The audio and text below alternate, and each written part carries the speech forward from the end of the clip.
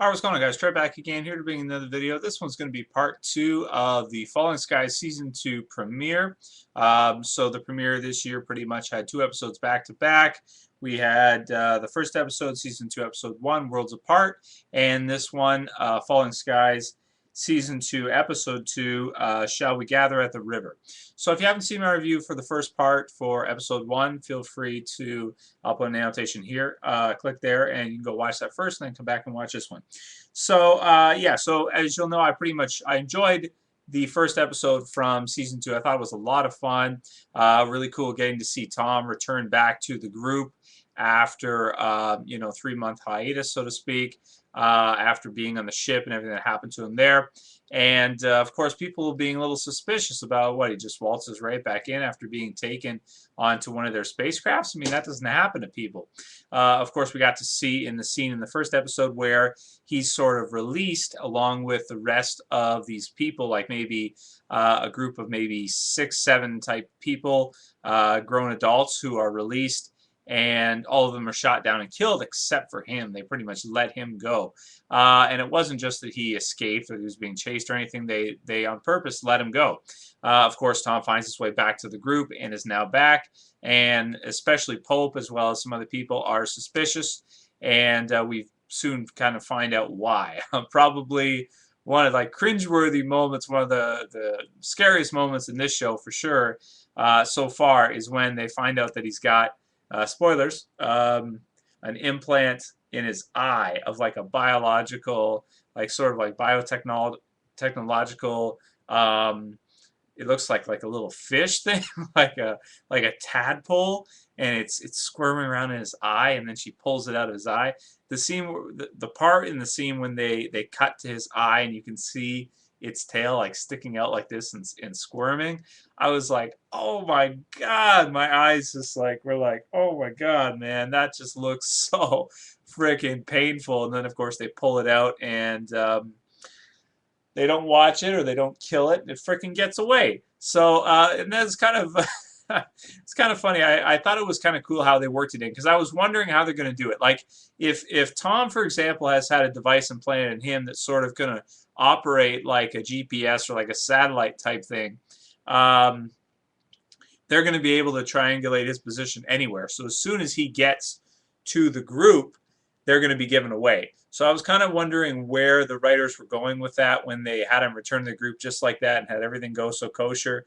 Because I was like, well, obviously they're going to put some kind of tracking device in him to let him go back to the group. But on second thought, the aliens wouldn't really have satellites and stuff set up to be able to triangulate his position. I mean, if you think about it, I mean, I guess their technology is so advanced that they probably, I mean, you would think that they would because we have it. But you got to think that those satellites and stuff take a long time to set up. And obviously they're busy. So, and they use a lot of, biotechnological creations, so to speak, engineering to create these kinds of weapons for them. Like a lot of their weapons that they use, the skitters, for example, the human beings being converted, so to speak, the kids anyway. And they use all these different types of tools. So I thought it was really cool they decided to do that. And also they had it, planted in his eye so that it would sort of like give us a sense that it recorded everything that he saw and where he was and all that kind of stuff. And then, of course, it goes back to a skitter and crawls into its eye, which was pretty cool too, a little freaky as well. But the skitters, I don't know, when you look at them real close sometimes, they don't look too sometimes they look a little fake. So it did, so it takes you away from it a little bit. But definitely the scene where they pulled it out of his eye was pretty scary, pretty cool too. At the same time, a little bit of both. And so yeah, I mean, what are we to imagine now? Are we to imagine that's the only type of tracking device they had in him? But like I said, they could have done like some kind of satellite thing or something like that. But to get a signal, without having the proper infrastructure set up to do it, I guess that wouldn't really make sense. So I thought it was pretty brilliant writing on their part to think about all those things and go into that much detail and decide it's got to be sort of like a retcon type device that has to go back and report back on what it's learned, so to speak. Yeah, so that all was cool. So I think that was probably the highlight of the episode right there. Of course, in addition to that, we get to see a lot of different moments between the characters at the camp, sort of having Tom being back, him not trusting himself. The part when he freaks out and then the blood comes out of his eyes and he goes into a seizure, that was really exciting too. Being tied up on the bus was really cool because what I was thinking was going to happen originally was I was thinking when the bus was going to go over that little bridge that they sort of patched up, so to speak, I thought the bus was going to fall in and it was going to fall in the water, and then he was going to be tied up to that pole, drowning basically, and then maybe Ben would, dive in and save him or something. I thought something like that was going to happen, and I thought it was interesting they didn't go that route. Maybe they wrote it to think, well, that's what people are going to think is going to happen, so we'll go a different route. I like that it was Pope, the one who had to set off the explosion when Tom was trying to run back as fast as he could. So that was all cool. I like that we got to see a bunch of other people get shot in this episode. Like, we go through a lot of episodes. We don't get to see many deaths, but you got to think about it, like, in this type of situation, you're going to have tons of human deaths. So we at least got to see like 4 or 5 in this episode, which was cool. The people just shooting and the mech just destroys them, just kills them all.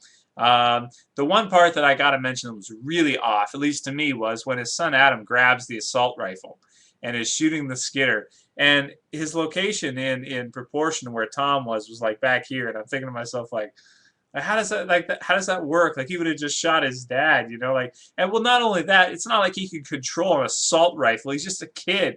He's not even like 10 years old yet. He's going to be shooting an assault rifle. Like, it just, I don't know. To me, it doesn't make sense. Maybe a handgun, but I mean, the recoil from an assault rifle, I mean, come on.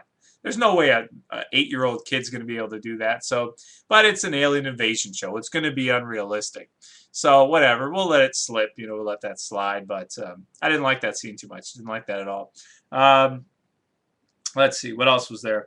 Ben, of course, swimming across the river, finding their little communications device there, them blowing it up. So that was all cool. Let me see if there's anything else I wanted to mention. Oh, so they're headed off to an airport now in the next episode, so that'll be fun to see what happens with that. Let me see. I think that's pretty much it. That's pretty much most of what I wanted to say. Very excited to see the rest of the season. I thought the first 2 episodes, the premiere, was a lot of fun. Definitely the highlight, I think, of it was everything that happened to Tom coming back and all of that. And very excited to see if there's going to be anything else that they've done to him or any other shell shock he's going to go through. At the beginning of this episode, he also woke up from a nightmare. And, that was pretty cool. I kind of knew right off the bat. I was like, oh, this is going to be a nightmare type thing. Yeah, you kind of knew right off the bat. But anyway, I'm going to give this episode an 8 out of 10. I thought it was very good. I thought the season premiere, for both episodes was a lot of fun. Really good. Nothing too deep. I mean, in terms of this show, you're just looking for a really good, fun time. I mean, it's nothing that's going to be too philosophically or psychologically, deep like that. It's just a lot of fun, a lot of different elements, and I think it's cool the way they have the aliens do all kinds of different things. So they're not very one-dimensional. They're not just nuking everything. They're doing, all kinds of little stuff and little things. For a little while there, I almost thought they were kind of like toying with them. But, now I guess it doesn't, they're not really toying with them, but, it kind of gives you the sense they're kind of playing around with the members and having fun with them and stuff. Because you got to think that there really is next to no hope for these characters. I mean, what are they going to do? Like, they're not going to be able to mess with them. What are they going to do to the aliens? Like, there's really nothing they can do. So anyway, that's it for this video, guys. See you for next weekend. By the way, anyone who's subscribed for my Falling Skies or wants to see my Falling Skies reviews, in Canada, we don't get TNT at all. It's not even available. We can't even watch it. So I have to wait until, I can download the episode and then review it. So right now it's like 4:50 a.m., 5 a.m., something like that. Yeah, in my time zone. So, yeah, so I'll be uploading, each review, but it won't be until like, 5 or 6 hours after it's already aired later that night, late Sunday night. But it should be up in time by Monday. So anyway, that's it for this video, guys. See you next one later. Peace.